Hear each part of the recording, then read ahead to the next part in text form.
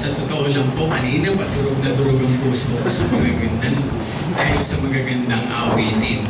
Alam nyo, sa paningin ng mga anak ko, matatag akong amay.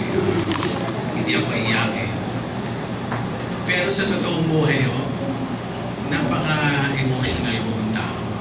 Yung mga salita lang na nakakapagbigay ng kaluguran sa Panginoon, daman-dama ko po yun at tinatamaan ko talaga. Sabi ko sa akin ng anak ko kagabi, si Daniel, Daddy, may award ba to? Pagalingan ba to? Anak, hindi. Kasi ang aawitan natin dito ang Panginoon. So binabasa niya ang laman ng ating puso. Wala tayong ibang ninanais kundi ang siya ay maitaas, mapapurihan, at maitangal sa buhay niya. So, sa inyo po, nais ko pong hilingin na pagpasensyaan niyo po kami.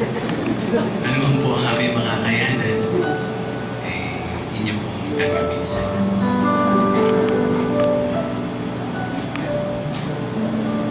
Yet to all who receive Him, to those who believe in His name, He gave the right to become children of God. I believe na lahat po tayo rito ay kumilala at tumulog na sa ating Panginoon Jesus bilang ating Panginoon at tagapagligtas. But there are times, sabi nga po ng nauna sa amin kanina, we are passing through several testings in life, trials, persecutions, temptations, na minsan po tayo ay nagpo-fall. Nais ko lamang pong ilagay itong awitin na ito sa Parable of the Lost Son. Babasahin ko po ito sa Luke chapter 15 verse 17. When he came to his senses, he said, "How many of my father's hired men have food to spare, and here I am starving to death? I will set out and go back to my father and say to him, Father, I have sinned against heaven and against you. I am no longer worthy to be called your son. Make me like one of your hired men." But while he was still a long way off, his father saw him and was filled with compassion for him.